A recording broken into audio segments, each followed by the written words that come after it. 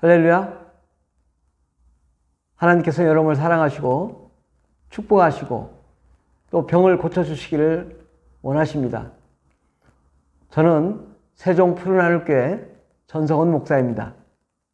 오늘은 질병 치료와 관련해서 첫 번째 시리즈를 열고자 합니다.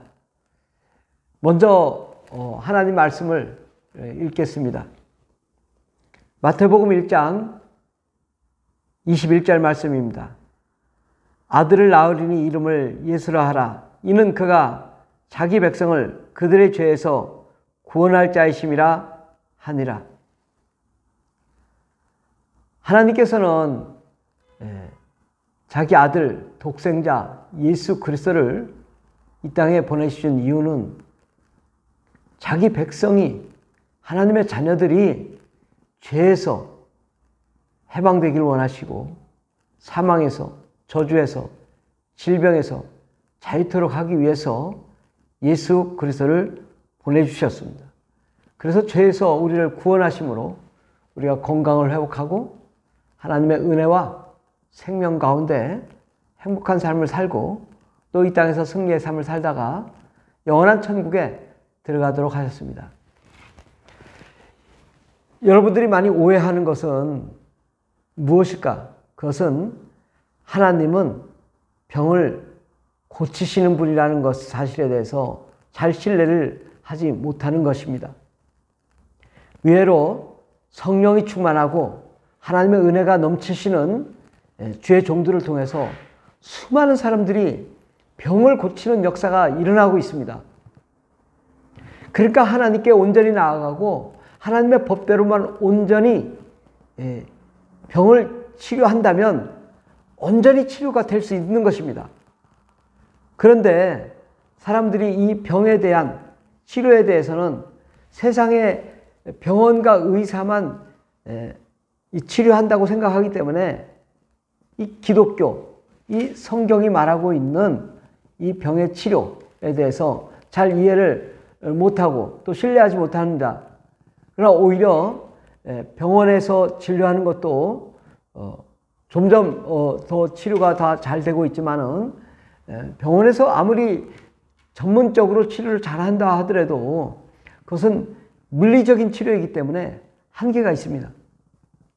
그러나 하나님이 치료하시는 것은 수술도 하지 않고 또 아프지도 않고 또한 근본적이고 원천적으로 온전히 치료하기 때문에 깨끗하게 고칠 수 있습니다.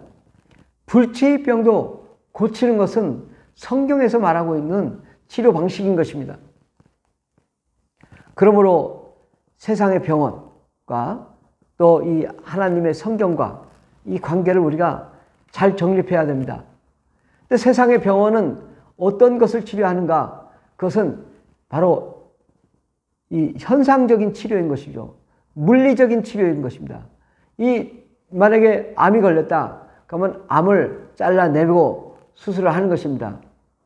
그런데 암의 원인과 또 근본적인 치유에 대해서 이 성경적인 이해를 하지 못한 사람은 암은 치료됐는데 계속 암이 재발한다든지 또 암을 치료했음에도 불구하고 계속 전이가 돼서 치료가 안 된다든지 또 의사는 제대로 처방하고 시술하고 치료했는데도 또다시 재발한다든지 또 병이 악화된다든지 이런 문제점이 있습니다. 물론 좀 더 이렇게 병원에 의뢰를 하고 더 잘 치료를 해야 되겠지만 이렇게 재발되는 이유는 또 다른 문제도 있는 것입니다. 바로 성경이 말하는 것은 영적인 문제가 곧 질병을 만들었기 때문에 영적인 문제를 해결하지 못하면 병원에서 아무리 치료를 해도 또다시 재발한다든지 다른 곳에 병이 생긴다든지 이렇게 되는 것입니다. 그리고 하나님의 그 치료 방식을 이해를 못하면 결국 하나님이 원하시는 치료 방식이 안 되면은 계속 사람들은 계속 병에 노출되고 또 병에 걸리고 아프고 힘들게 좀 됩니다. 그러나 우리가 성경적으로 우리가 하나님의 은혜와 성령과 능력으로 충만하며 예수님이 말씀하시는 방법대로 치료한다면은 병을 예방도 하고 또 잘 걸리지도 않고 또 걸렸다 할지라도 쉽게 치료가 될 수 있는 방법이 있는 것입니다. 예수 그리스도는 머리에 손을 얹으면 병이 고침받는다고 말씀하십니다. 또 근본적인 이 병의 원인은 무엇인가? 그것은 죄와 연결이 되어 있고 죄로 인해서 우리가 저주와 사망과 고통과 괴로움과 질병 가운데 빠지고 또 그 가운데서 우리가 죄 가운데 마귀에 속해서 귀신과 악한 영들이 우리를 공격하기 때문에 우리 몸속에 들어와서 병이 생기는 것입니다.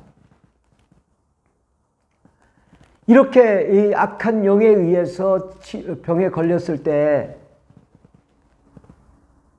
이 병을 병원에서만 치료하려고 하면은 치료가 안 되는 것입니다. 영적인 문제에 의해서 병이 발병했다면 영적인 문제가 근본적으로 치료가 돼야 이 육체적인 치료도 잘 되고 재발되지 않고 악화되지 않고 온전하게 치료율이 완쾌율이 높아지는 것입니다. 그러므로 병원과 이 성경과의 관계를 우리가 조금 더 깊이 이해했으면 좋겠습니다. 병원은 물리적인 치료이지만 성경과 예수님은 영적인 치료인 것입니다. 병원은 수술하고 치료하는 데는 전문 기관입니다. 그러므로 병원에서 치료받는 것도 틀린 것이 아니라 병원에 치료받는 것도 온전한 치료이기 때문에 병원에 치료받는 것을 100% 믿고 신뢰해야 되는 것입니다. 의사의 말에 100% 신뢰하고 또 의사의 말에 따라서 치료받아야 되는 거죠. 수술해야 된다고 하는데 수술하지 않으면 그 병이 치료되지 않는 것입니다. 또 약을 먹어야 되고 또 주사도 맞아야 되고 때로는 이 검진을 위해서 MRI도 찍고 엑스레이도 찍고 또 이렇게 CT도 찍어서 병을 진단하기도 합니다. 그렇게 해서 병원에서 온전한 치료를 받는 것도 필요합니다. 그러나 우리가 이 성경을 보면요, 예수님께서 이 땅에 오셔서 수많은 사람들의 병을 고쳤습니다. 안진뱅이가 예수님이 일어나라 명령하니 안진뱅이가 벌떡 일어나기도 하고, 시신경이 파괴되어서 눈을 못 뜨고 보지 못하는 소경이 눈을 뜨게 되는 것입니다. 이것은 세상적인 방식, 의학적인 방식이 아니라 하나님의 방식인 것입니다. 벙어리가 말을 못했는데 벙어리 귀신을 내쫓으니 벙어리가 말을 하게 되는 것입니다. 이렇게 세상은 마치 의학적인 소견을 가지고 진단서를 가지고 치료를 하지만 예수님은 영적인 진단을 가지고 치료를 하는 것입니다. 그러니까 성경이 말하는, 예수님이 말하는 치료 방식도 필요한 것이고 또 병원에서 말하는 치료 방법도 필요한 것입니다. 성경의 누가복음의 저자는 누가입니다. 누가는 의사입니다.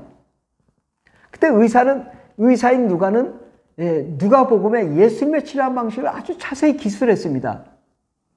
바로 의사의 관점으로 기술한 게 누가복음인 것입니다. 사도 바울도 말씀하기를 골로새서 4장 14절에 보면 사랑을 받는 의사 누가라고 얘기를 합니다. 이 누가복음을 지은 의사 누가는 사랑을 받는 의사 누가라고 얘기합니다.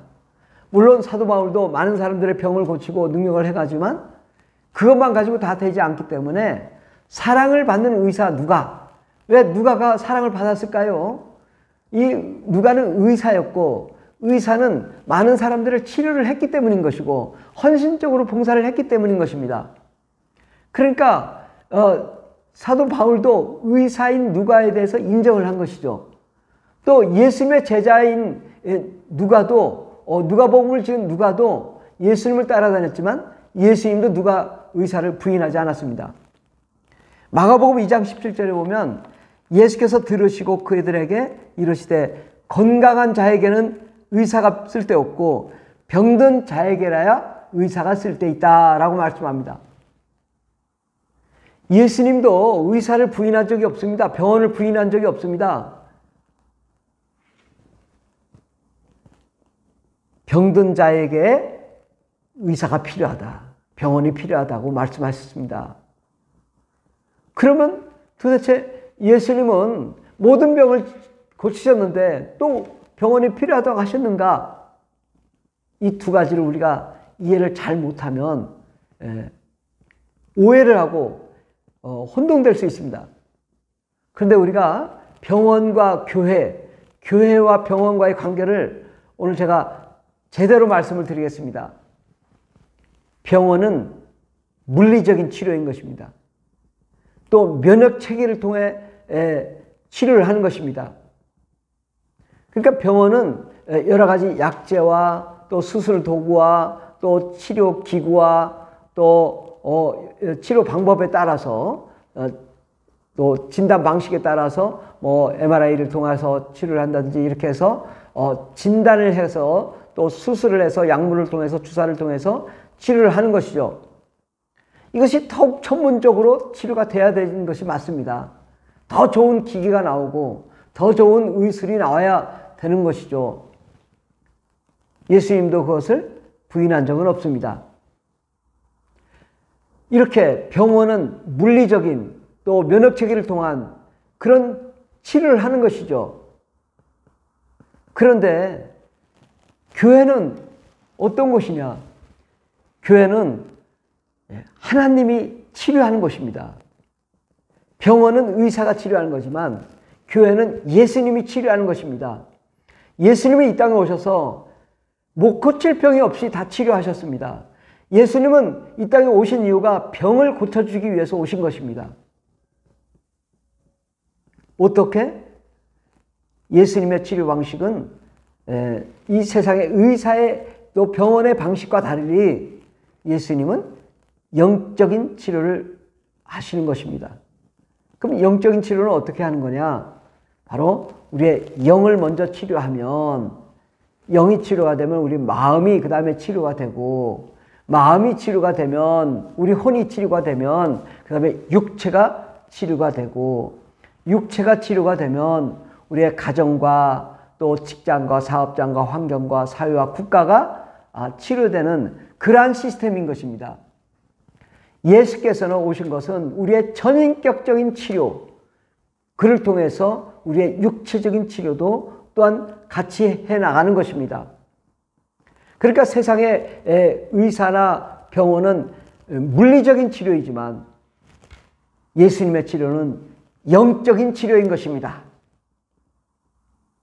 그러니까 영적인 치료와 물리적인 치료는 다른 거죠. 관점이 다르고 치료의 방법도 다른 것입니다. 그러면 영적인 치료는 필요 없고 물리적인 치료만 필요 있냐? 또 물리적인 치료는 필요 없고 영적인 치료만 필요한 건가? 그렇지 않습니다. 영적인 치료도 필요하고 물리적인 치료도 필요한 것입니다. 그래서 예수님은 의사도 병든 자에게 의사가 필요하다. 그것은 바로 물리적인 치료, 이것이 필요하다는 것이고, 예수님이 치료하는 방식은 영적인 치료가 치료를 하는 것이죠. 이러한 관계를 우리가 잘 이해하면서 이 병에 대한 개념을 안다면 우리가 좀 더 실질적인 치료를 할 수 있습니다. 예수님은 온전히 우리가 건강하고 행복하고 온전히 치료되기를 원합니다. 여러분, 조금 이해했습니까? 이제 좀 더 깊이 앞으로 다음 시리즈에 말씀을 나누도록 하겠습니다. 오늘은 병원과 예수님과의 관계를 설명드렸습니다. 조금 더 이해를 하고 우리가 병원에서도 치료받고 또 교회에 와서 예수님께 와서 치료받고 그래서 온전하고 건강한 행복한 삶을 살게 되기를 예수 이름으로 축원합니다.